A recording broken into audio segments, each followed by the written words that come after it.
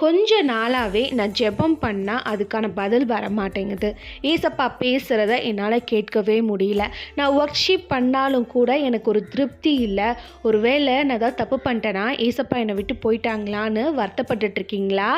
அப்போது இந்த வீடியோ உங்களுக்காக தான். ஒருவேளை சில சமயங்கள் நம்ம ப்ரேயர் பண்ணுறப்ப ஏசப்பாவோட சத்தத்தை அவங்களால கேட்க முடியல அப்படின்னா அதுக்கு அர்த்தம் ஏசப்பா அவங்கள வேண்டான்னு சொல்லி அவங்களை ரிஜெக்ட் பண்ணுறதுன்னு அர்த்தம் இல்லைங்க. ஏசப்பா அவங்க பழக்கிறாரு உங்களை. அவரோட சத்தத்தை நீங்கள் இன்னும் கூர்ந்து கவனிக்கணும் அப்படின்னு சொல்லிட்டு அவர் உங்களை பழக்கிறாரு. இன்னொரு விஷயம், அவர் உங்களுக்கு சகிப்புத்தன்மையை கற்றுக் கொடுக்குறாரு.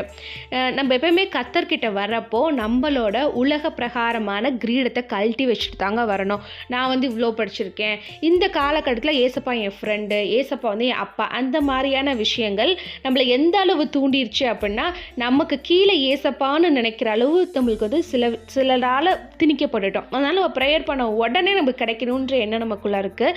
அதை மாற்றி ஏசப்பா நமக்கு சகிப்புத்தன்மையை கற்றுக் கொடுக்குறாரு. அதுக்கப்புறம் விசுவாசத்தோடு இருக்கிறதையும் கற்றுக் கொடுக்குறாரு. இப்போ ஒரு விஷயத்துக்காக ஜெபம் பண்ணுறீங்க, அந்த ஜெபம் உடனே கேட்கப்படலை அப்படின்னா என் பிள்ளை திருப்பி ஜெபிக்குமா, அதுக்கு சகிப்புத்தன்மை இருக்கா, தன்னோட கிரீடத்தை கழட்டி வச்சுருக்கா, அதுக்கு என் விசுவாசம் இருக்குதா அப்படின்றத ஏசப்பா பார்க்கணும்னு நினைக்கிறாங்க. அதனால தான் கொஞ்ச நாள் அவர் சைலண்ட்டாக இருக்கார்.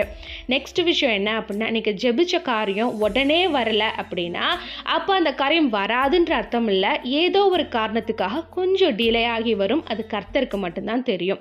பைபிளில் இப்படி யாருக்காச்சும் நடந்திருக்கான்னு நீங்கள் கேட்டிங்க அப்படின்னா ஆமாங்க, நடந்திருக்கு. நம்ம எல்லாத்துக்குமே தானியேல் தெரியும் இல்லையா? அவர் 21 நாள் உபவாசம் பண்ணி ஜெபிப்பார். ஆனால் 21வது நாள் தான் இந்த தூதன் வருவார். ஏன் அவர் ப்ரேயர் பண்ண ஃபர்ஸ்ட் டேவே வரலை?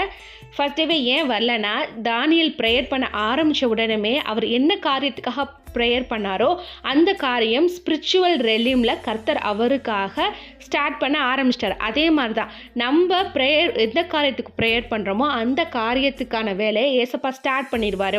ஜஸ்ட் பிகாஸ் நமக்கு எந்த பதிலுமே வரல அப்படின்றதுனால நம்ம அதை விட்டுட்டு நம்ம ப்ரேயர் பண்ணுற ஸ்டாப் பண்ணிட்டோன்னா அப்போ நம்ம கர்த்தர் மேலே இந்த விசுவாசத்தை விட்டுட்டோன்னு அர்த்தம். அதுக்கு பதிலாக நீங்கள் இன்னும் விசுவாசத்தோட ஜெபம் பண்ணிங்கன்னா அப்போது ஏசப்பா நம்மளோட ஜெபத்தை கனப்படுத்துவார்.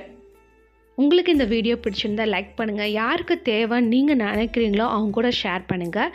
God bless you.